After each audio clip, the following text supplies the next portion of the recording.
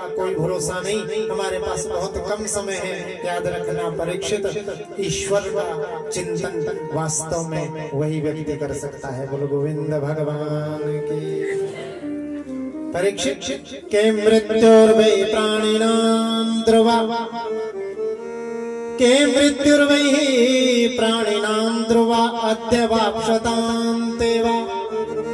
परीक्षित, मृत्यु जो है ना वो प्राणियों की ध्रुव है, अटल है, अटल है, वो टल नहीं सकती। आज हो चाहे 100 साल बाद हो, मरेगा जरूर महाराज। और परीक्षित बंधुओं, एक बड़ा प्यारा भाव मुझे याद आ रहा है। एक संत एक गांव के बाहर आके बैठ गए, चिमटा गाड़ लिया, धूना जमा लिया। गांव के बाहर भी ऐसी जगह में बैठ गए जहां पर मरघट था। मरघट समझते हो? शमशान। वहां पर धोनी लगाकर बैठ गए। धोनी लगाकर हरे राम हरे कृष्णा का जाप करने लगे। पास से लोग भी चलने लगे। एक दिन देखा, 2 दिन देखा, 3 दिन देखा, 4थे दिन देखा ये महात्मा यहीं बैठे रहते हैं। तो सारे गांव के लोग उनके पास चले गए। पहले 2 लोग, फिर 3 लोग, फिर 4, फिर 5 करते करते पूरे गांव के लोग बार बार संत महात्मा के पास जाते। एक दिन गांव के मुखिया जी ने कहा कि महात्मा हमारे घर चलो, हमारे घर चलो। महात्मा ने कहा क्या करेंगे आपके घर जाके? बोले कुछ नहीं महाराज, मैं अपनी पत्नी, अपने बच्चों, इनसे आपको मिलाना चाहता हूँ। मैं आपको अपना घर दिखाना चाहता हूँ, आप चलिए एक बार। महात्मा ने कहा महाराज आपके घर जाके करेंगे क्या? आपके घर चले गए, आपके चले गए, फिर पड़ोसी बुलाए, पड़ोसी के चले गए तो उसका पड़ोसी बुलाएगा, उसके पास चले गए तो उसका भी पड़ोसी बुलाएगा। अब सबके पास मुझे जाना पड़ेगा। अब जरूरी नहीं है कि तुम्हारे घर गया तुम्हारी पत्नी घर पर ही होगी, जरूरी नहीं कि तुम्हारे बच्चे भी घर पर हो, जरूरी नहीं कि पड़ोसी घर पर होगा उसके बच्चे ही घर पर होगा। जिनके यहाँ चला कोई मिलेगा, कोई नहीं मिलेगा। इसलिए मेरे विचार से तो ये सबसे उत्तम स्थान है। कौन सा? बोलो बोलो, बोलते नहीं। कौन सा स्थान? मरघट, शमशान। जब आप बोलते नहीं ना तो मुझे लगता है कि जल्दी से 3:30 हो जाते। तो नींद आई? हिलो हिलो अपने आसन पे ऐसे। बोलो गोविंद भगवान की। कौन सा स्थान सबसे उत्तम है? मरघट। किसने कहा बोले मरघट? क्यों? अरे राजा, अरे भाई, हे गांव के लोगों, ये मरघट इसलिए सबसे उत्तम स्थान है, इसलिए ये उत्तम स्थान है क्योंकि एक दिन सभी को यहीं आना है। इसी स्थान पे सबको आना है। घर पे गांव में कोई मिलेगा, कोई नहीं मिलेगा। ये सबसे उत्तम स्थान है। यहाँ पर सब मिल जाएंगे और सबसे मैं मिल लूंगा और सब मुझसे मिल जाएंगे। बोलो गोविंद भगवान की। संत ने कहा, क्या कहा कि मरघट सबसे उत्तम स्थान है, अर्थात शमशान को सदैव याद रखना। के प्यास लगती है तो पनघट की याद आती है, लाज लगती है तो घूंघट की याद आती है। देखो सुनो बात का, बड़ा प्यारा बात है। के प्यास लगती है तो पनघट की याद आती है, और लाज लगती है तो घूंघट की याद आती है। क्या गमगीन कहानी है जिंदगानी की, मौत आती है तो मरघट की याद आती है। और दिन मरघट की याद नहीं आती। उस दिन जाकर ढूंढते हैं, अब नाले में जाते हैं, कितनी चीज है। कोई कहता ना थोड़ी इधर को, कोई कहता ना थोड़ी सी इधर को। और ये तो सब कुछ हेड गया इस बार बरसात में। यही सोचते हैं ना, यही बोलते हैं। शमशान को याद कौन रखता है? कोई नहीं रखता। जब कोई मरता है तभी याद रखते हैं। लेकिन परीक्षित से कहते हैं सुखदेव महाप्रभु के, परीक्षित के मृत्युर्वे प्राणिनां ध्रुवा के मृत्युर्वे प्राणिनां ध्रुवा अद्यवाप्स्यतां वा। मौत एक न एक दिन आनी है, इसलिए मौत को मरघट को याद रखो महाराज। परीक्षित, सतयुग में मनुष्य की आयु थी 1,00,000 वर्ष, त्रेता आया तो 10,000 वर्ष, द्वापर आया तो 1000 वर्ष, कलयुग आया तो 100 ही वर्ष शेष रह गई। ज्योतिष शास्त्र के अनुसार देखें तो 120 साल की आयु कुल, उसमें भी अब 40-50 में निपट रहे महाराज, जैसी स्थिति चल रही है, जैसा समय चल रहा है महाराज। 60 से ऊपर तो बहुत कम। पुराने बुजुर्ग जिन्होंने दूध घी खूब खाया महाराज, वो 80, 90, 95 टप रहे। हमारे वर्ग के डालडे वाले तो 60 भी निपट जाने, मुश्किल है 60 में पहुंचे। जितनी बीमारियां आजकल चल रही है, कोई किसी को गैस्ट्रिक और किसी को ब्लड प्रेशर चला हुआ है। अभी 39 वर्ष आयु है। पिछली बार कथा में साधु बोल रहे थे, देवी भागवत नवरात्र में वहां पेट में दर्द हो गया। हॉस्पिटल गए, हॉस्पिटल में डॉक्टर ने कहा कि थोड़ा वो करवा लो अपने पेट का। हमने लापरवाही दिखा दी, हमें फिर मंडी कथा में जाना था। उसके बाद वो मंडी जाने से पहले फिर पेट में दर्द होगी, 5 दिन पहले पेट में दर्द। हॉस्पिटल गए, डॉक्टर ने चीरा लगाया, हो गया। वो पता नहीं क्या निकाला अंदर से, अपेंडिक्स, क्या अपेंडिक्स, उसका ऑपरेशन हो गया। तो कोई पता नहीं है, इसलिए परीक्षित के मृत्युर्वे प्राणिनां ध्रुवा, मृत्यु को याद रखो और मरघट को याद रखो। तो सोचो हमारे पास कितना समय है। आजकल तो 3 साल के बच्चे को भी चश्मा लग जाता है भाई जी। छोटे छोटे बच्चों को, हमारे जानने वाले से बच्चे बहुत हैं, बहुत देखे छोटे छोटे बच्चों को चश्मा लगा हुआ। 16 साल के बच्चे के बाल सफेद हो रहे हमारे। किसी के बहुत ही जल्दी चले जा रहे, हमारे भी जा रहे धीरे धीरे। बोलो गोविंद भगवान की। इसलिए परीक्षित के तस्मात् भारत सर्वात्मा भगवान ईश्वरो हरि श्रोतव्या कीर्तितव्यश्च स्मर्तव्या धृता भयम्। इसलिए परीक्षित जो अभय पद को प्राप्त करना चाहते हैं, उसे भगवान की लीलाओं का श्रवण, देखो कितने पहले गाते हैं, श्रवणम कीर्तितश्चैव, पहले श्रवण करें, फिर उसका कीर्तन करें, फिर स्मरण करें। इसलिए भगवान सुखदेव महाप्रभु कह रहे हैं परीक्षित कि पहले भगवान के लीला कथाओं का श्रवण करें, जैसे आप सब बैठ के कर रहे हैं, जैसे हम सब करते हैं।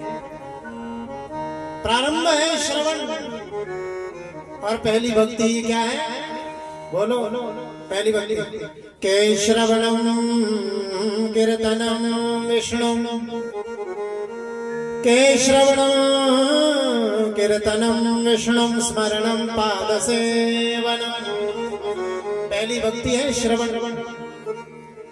और भगवती क्या बात, भगवान श्री कृष्ण की पटरानी,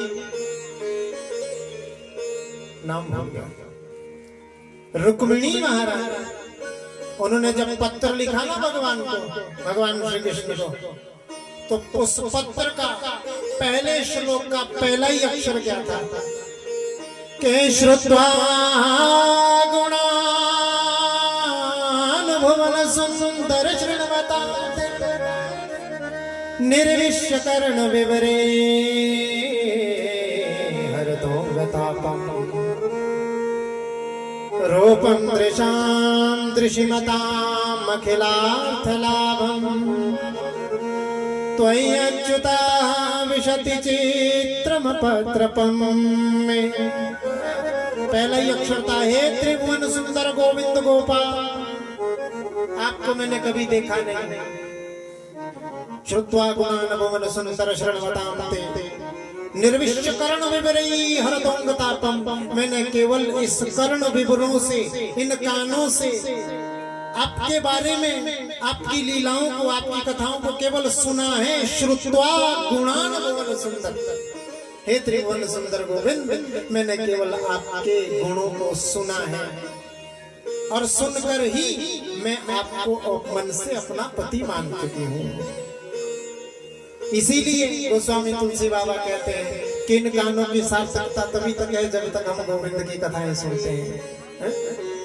जिन हरि कथा सुनहि नहीं काना, जिन हरि कथा सुनहि नहीं काना, जिन हरि कथा सुनहि नहीं काना, जिन हरि कथा सुनहि नहीं काना, श्रवण रंध्र अहि भवन समाना, श्रवण रंध्र अहि भवन समाना, श्रवण रंध्र अहि भवन समाना, श्रवण रंध्र अहि भवन समाना, जिन हरि कथा सुनहि नहीं काना, जिन हरि कथा सुनहि नहीं काना, जिन हरि कथा सुनहि नहीं काना, जिन्हों हरि कथा सुनहि नहीं काना, जिन्होंने हरि की कथा अपने कानों से नहीं सुनी। श्रवण रंध्र अहि भवन समाना, उनके श्रवण रंध्र जो कान के छेद है ना, वो कैसे अहि भवन समाना। अहि कहते हैं सांप को, किसको कहते हैं अहि? बोलो, सांप को। अर्थात श्रवण रंध्र अहि भवन समाना, उसके जो कान के छेद है ना, वो कान के छेद सांप के बिल के बराबर है महाराज, और कुछ नहीं है जिसने भगवान की कथा नहीं सुनी। और क्यों सुनी जाती है? देखो, भगवान के विषय में जानना हो तो उसके चरित्रों को तो सुनना पड़ेगा ना, कि भगवान का कैसा स्वभाव है, भगवान का रूप कैसा है, भगवान करते क्या है, भगवान की कृपा कैसी होती है। उसको समझने के लिए हमें भगवान की लीलाओं को सुनना पड़ेगा। हम सबको प्राप्त करवाने के लिए ये भागवत ही की कथा तो है महाराज, इसीलिए उसको जानना है, जानकर ही किसी के प्रति प्रीति होती है। अब हम कहें कि दीपक शर्मा जी यहाँ बैठे हैं कि बहुत अच्छा गाते हैं और ये गाए नहीं, और किसी दिन उन्हें गा लिया, तब आप कहेंगे कि नहीं अच्छा गाते हैं, बोलते भी अच्छा, ज्ञान भी बहुत है, शिक्षा भी देते हैं। जब आप उनके प्रति उनके शब्दों को सुनेंगे, जब आप उनको सुनेंगे, तभी तो आपको प्रतीति होगी ना कि ये कैसा इसका स्वभाव, और जब प्रतीति होगी तभी तो भगवान के प्रति प्रीति होगी महाराज। के जाने बिनु ना होए प्रतीति, के जाने बिनु ना होए प्रतीति, और बिनु प्रतीति होए नहीं प्रीति। बोलो गोविंद भगवान की। और जो बंधु ये सोचता है ना परीक्षित कि भगवान के भजन के लिए कि जब अनुकूल समय आएगा तब भजन करेंगे, जी अभी तो हमारा खेलने कूदने के दिन है, अभी तो बड़ी मस्ती मौज मस्ती के दिन है, जब बूढ़े हो जाएंगे तब भजन करेंगे। तो बंधुओं, वृद्धावस्था में भजन नहीं होता, वृद्धावस्था में भजन नहीं हो पाता, वृद्धावस्था में तो वही रहेगा। कि कुछ लोग ऐसा स्वभाव होता है, हमने बहुतों से सुन रखा है, ये बुद्धे रहो ना देख तब बेकार में भजन जब बेकार। कुछ लोग कहते हैं कि वृद्धावस्था में तीर्थ यात्रा करनी चाहिए। क्यों? जवानी में क्या होता है? पाप लगता है। कौमारमाचरेत प्राज्ञम, कौमारमाचरेत प्राज्ञम। भक्त प्रहलाद, भक्त ध्रुव जी की कथा में यही तो बताती है भैया कि बचपन से कोशिश करो, जब बचपन से प्रयास करेंगे तब वृद्धावस्था में कहीं उसका प्रभाव होगा, तब जाकर कहीं ऐसा स्वभाव बन पाएगा हमारा। बचपन में नाम लिया नहीं, जवानी में नाम लिया नहीं है, बड़े हुए तब नाम नहीं लिया, अंत समय में सोचो कि नाम आ जाएगा मुख पे, तो नाम नहीं आता मुख पे। कुछ लोग सोचते हैं कि अंतकाले माम स्मरण मुक्त्वा कलेवरम। भगवान ने कह रखा है गीता जी में कि अंतकाल में जो मेरा स्मरण करता है, देह को त्यागता है, वो मुझको ही प्राप्त करता है। ये बात सत्य है। लेकिन यहाँ पर अंतकाल का मतलब क्या है, पहले तो हमें ये समझना पड़ेगा। शास्त्रों की भाषा बड़ी गूढ़ है हमारा। भगवान ने कहा गीता में अर्जुन से कि अर्जुन के अंतकाले च मामेवा स्मरण मुक्त्वा कलेवरम। अंतकाल में मामेवा, जो मुझे स्मरण करता है, अपनी देह को त्यागता है, वो मुझे को प्राप्त करता है। लेकिन वो अंतकाल का क्या मतलब है? अंतकाल हमें समझना पड़ेगा। अंतकाल का मतलब अंतिम समय नहीं है। अंतकाल का मतलब है एक एक क्षण का, के श्वास श्वास पर कृष्ण भज, के श्वास श्वास पर कृष्ण भज, के वृथा श्वास जनी खोए, ना जाने श्वास की फिर आवन होए ना होए। क्या पता बाहर छोड़ा सांस अंदर नहीं ले पाए, फिर सोचो कि राम का नाम लेना है, तब नहीं ले पाएंगे नाम। तब तो सोचेंगे सांस आए बस अंदर को, सांस बाहर को छोड़ा, फिर सोचोगे कि अंदर को कैसे सांस ले, यही विचार चलेगा ना। इसलिए हे परीक्षित, सबसे प्रथम है क्षण क्षण के अंत में, हर पल के अंत में, हर श्वास श्वास के अंतर में ऐसा प्रभाव हो जाए, ऐसा स्वभाव हो जाए, हमारी ऐसी क्रिया हो जाए कि हम क्षण क्षण भगवान का, परमात्मा का नाम लें। बोलो गोविंद भगवान की। परीक्षित ने पूछा, हे सुखदेव महाप्रभु, तो फिर इस मन का क्या करें? ये मन तो बहुत चंचल है, ये मन भगवान के चरणों में कैसे लगे? और यही दशा है हमारी, यही दशा है अर्जुन जी महाराज। अर्जुन जी महाराज यही दशा भगवान श्री कृष्ण के पास व्यक्त कर रहे हैं। कह रहे हैं कि मन तो बड़ा चंचल।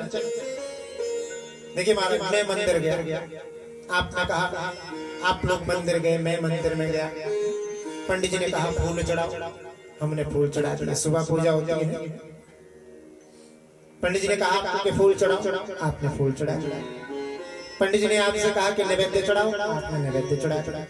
पंडित जी ने कहा कि जल चढ़ाओ, आपने जल भी चढ़ा दिया। पंडित जी ने आपसे कहा कि वस्त्र चढ़ाओ, आपने मौलिक सूत्र तोड़ा, ठाकुर जी को भाव से वस्त्र चढ़ा। अंत में दीपक भाई जी ने पूजा करते करते बोल दिया कि बेटा अपना मन भी चढ़ाओ। तब आपको ध्यान आया कि आप तो पूजा कर रहे हैं। फिर आपका मन आया कि आप तो पूजा, क्रिया आपकी भगवान की पूजा में चल रही है। लेकिन अंत में कहा कि पंडित जी ने कहा कि बेटा अपना मन चढ़ाओ। इन्होंने कहा हाँ पंडित जी। पंडित जी ने फिर कहा कि बेटा मन चढ़ाओ। फिर पंडित जी को, यजमान को ध्यान आया कि मैं तो पूजा करवा रहा हूँ। उससे पहले मन कहाँ था? कभी सोलन चला जाता है, कभी चाय चला जाता है, कभी जुनगा घूम के चला आता है। मन तो हम परमात्मा के चरणों में तब चढ़ाएंगे ना जी, अगर हम मन से वहां बैठे, शरीर से तो वहां बैठे, मन घूम रहा है। यही व्यथा अर्जुन भी व्यक्त कर रहे हैं श्रीमद् भगवत गीता में। कह रहे हैं अर्जुन जी महाराज, हे गोविंद के चंचलम ही मना कृष्ण प्रमाथि बलवत्दृढम् तस्याहं निग्रहं मन्ये वायोरिव सुदुष्करम्। अर्जुन कह रहे हैं चंचलम ही मना कृष्ण, हे कृष्ण ये मन बहुत चंचल है, परमाती है, बड़ा बलवान है। तस्याहं निग्रहं मन्ये, मैं इसका निग्रह करने का प्रयास करता हूँ, लेकिन वायोरिव दुष्कर, वायु के समान ये दुष्कर है। हवा को कोई पकड़ सकता नहीं, ऐसे मन भी नहीं पकड़े जा रहा है। यही व्यथा अर्जुन कह रहे हैं। भगवान कहने लगे कि अर्जुन तुमने बहुत अच्छा पूछा। अर्जुन ने पूछा इस मन को वश में कैसे करूं? तो भगवान ने बड़ी सुंदर बात कही। आप सबके लिए भी यही बात है। भगवान मान रहे हैं इस बात को। पहले शब्द में भगवान मान गए के असंशयं महाबाहो, के असंशयं महाबाहो मनो दुर्निग्रहं चलम परंतु अभ्यासेन तो कौन्तेया वैराग्येन गृह्यते। हे महाबाहो, मैं जानता हूं असंशय, इस बात का कोई संशय नहीं, इसमें कोई संशय नहीं है कि ये मन बहुत चंचल है, दुर्निग्रह है, ये किसी का आग्रह नहीं सुनता, सदैव चलता रहता है। लेकिन इस मन को यदि कंट्रोल में लाना है, इस मन को यदि अपने वश में करना है, तो सबसे बड़ी बात है क्या? अभ्यासेन तो कौन्तेय, हे कौन्तेय, सबसे पहला कार्य करो अभ्यास। देखा वही बात आ गई। कौमारं नाचरेत प्राज्ञं, कौमारावस्था से भगवान का भजन करोगे कैसे? अभ्यास से ही तो करोगे। और जब कौमारावस्था से जिस चीज का आप अभ्यास करोगे, वृद्धावस्था तक वही अभ्यास रहेगा। बचपन से उल्टे हाथ से खाना खाना शुरू करोगे ना, बुढ़ापे तक उल्टे हाथ से खाओगे। देखा ना कई लोगों को जो बचपन से उल्टे हाथ से खाना खाते हैं, उल्टे हाथ से सारा काम करते हैं। डर कौन जाए बोलो, क्या बोलते हैं? उल्टे हाथ से काम करते हैं, फिर सारा काम उल्टे ही हाथ से करेंगे तो कैसा? उनका अभ्यास हो गया ना जी, बचपन से उनका ये अभ्यास चला है। ऐसे ही भगवान नाम का भी अभ्यास करो। अभ्यासेन तो कौन्तेय, और जब अभ्यास हो जाए वैराग्येन च गृह्यते, वैराग्य से उसको ग्रहण करो। तेन त्यक्तेन भुञ्जता, बोलो गोविंद भगवान की। ऐसे ही परीक्षित ने पूछा कि मन को गोविंद के चरणों में कैसे लगाऊं, तो यहाँ पर परीक्षित जी महाराज को सुखदेव महाप्रभु ने अभ्यास अर्थात योग और वैराग्य की शिक्षा दी है, और मन को वश करने के लिए 4 उपाय बताए। बड़ी सुंदर बातें यहाँ पर की गई हैं बंधुओं। उन सब का समय आज हमारे पास नहीं है। आज इतने आनंद से आप सब लोग कथा सुन रहे थे, और ज्यादा आनंद तो मुझे कथा कहने का इसलिए आ रहा था कि सामने यहाँ पूज्य आचार्य जी बैठे हैं, शास्त्री जी बैठे हैं, तो इनके सामने कहीं ऐसी कोई निरर्थक बात न कर दो, या कोई ऐसा मुख से शब्द ना निकल जाए। तो कथा तो ये तो परमहंसों की संहिता है महाराज, इसका कौन पार पा सका है। परंतु मेरे मुख से यदि कोई शब्द ऐसा निकला हुआ आचार्य जी से, इनसे मैं प्रार्थना करूंगा कि मुझे पुत्रवत शिष्यवत जानकर मुझे क्षमा करना, क्योंकि हमारा तो भी अभ्यास ही है, हमारा तो भी प्रारंभ ही है। तो ये सब प्रश्न ये हैं, जित संगो जित श्वासो, संग को जीतो श्वास को जीतो, ये सब कल की कथा में आएगा। वैराग्य की कथा का वर्णन भी कल की कथा में ही आएगा। सत्य मुक्ति क्रम मुक्ति का वर्णन, भाव के साथ सृष्टि विषय प्रश्न होंगे, ये सब कल की कथा में आएगा। तो भाव के साथ आज आप सभी लोग भी इतनी प्रेम से इतनी श्रद्धा से कथा सुन रहे थे कि मुझे कथा कहने का आनंद आ रहा था, और आज लोग भी हैं तो और भी आनंद आता है। बोलो गोविंद भगवान की। बंधुओं, कथा के मध्य में कोई बात अच्छी लगे उसे जीवन में उतारें, प्रयास करें कि हम उसे अपने जीवन में उतारें, आचरण में लाएं। मेरा यहाँ से कथा कहना और आपका कथा श्रवण करना तभी तक सार्थक होगा। भाव के साथ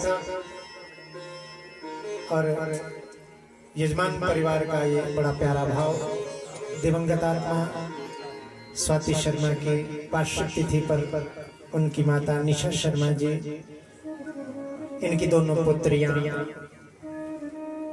जामाता, समस्त शर्मा परिवार उस दिवंगत आत्मा की सदगति के लिए भगवान विष्णु ने अपने चरणों में स्थान दे। इस भावना से इस अनुपम परमहंसों की संहिता और भगवान श्री कृष्ण के साक्षात वांग्मय स्वरूप को अपने आंगन में, अपने इस प्रांगण में प्राण प्रतिष्ठित किया। मुक्ति तो आत्मा की तभी हो गई जब भगवान का ये वांग्मय स्वरूप स्थापित हो गया। अब तो केवल भगवान की कथाएं सुन के उसे परम धाम की प्राप्ति हो। बोलो गोविंद भगवान की। और आवागमन के चक्कर से वो दिव्य आत्मा मुक्त हो, आवागमन के चक्कर से मुक्त होकर परम धाम को प्राप्त करे। इन्हीं शब्दों के साथ, इन्हीं वचनों के साथ मैं अपनी वाणी को विश्राम भी देता हूँ और भाव के साथ यज्ञ प्रसाद भंडारा शर्मा परिवार का बड़े भाव के साथ यहाँ पर बना हुआ है, तो प्रसाद ग्रहण करके जाना और उतना ही लेना थाली में। एक बार प्रेम से बोलो, जोर से बोलना, उतना ही लेना थाली में जो व्यर्थ न जाए नाली में। अन्नम ब्रह्म, अन्न ही ब्रह्म है। अन्न का परित्याग नहीं करना, फेंकना नहीं, बच जाए उसको भोग समझ के घर ले जाओ, प्रेम से पाओ। प्रसाद का त्याग नहीं करना। इन शब्दों के साथ, इन वचनों के साथ वाणी को विश्राम, यजमान परिवार को आशीर्वाद आप सभी ने भी देकर जाना। जिस भावना से हमने कथा का आयोजन किया है, मन की कामना इस माता की वो पूर्ण हो। बोलो गोविंद भगवान की जय, सदगुरुदेव भगवान की जय। मैं जय ही करवाता रहूंगा, अगर जय जोर से नहीं बोला। बोलो गोविंद भगवान की जय, सदगुरुदेव भगवान की जय, श्रीमद् भागवत महापुराण की जय। जय श्री ओम हरि ओम हमरे ज्योतिषुक्तामाजस्य बृहस्पति जजनीवं तनो दृष्टं जजने गुं सन्नं ददातु ज्वालामन्नेन मूलसृष्टार्थकन्दक्षस्वादि सम्पूज्य ज्वालाकरालमन्तुग्रविशेषासुरसूदनं त्रिशूलं पातु नो भीतेर्भद्रकाली नमोऽस्तु ते।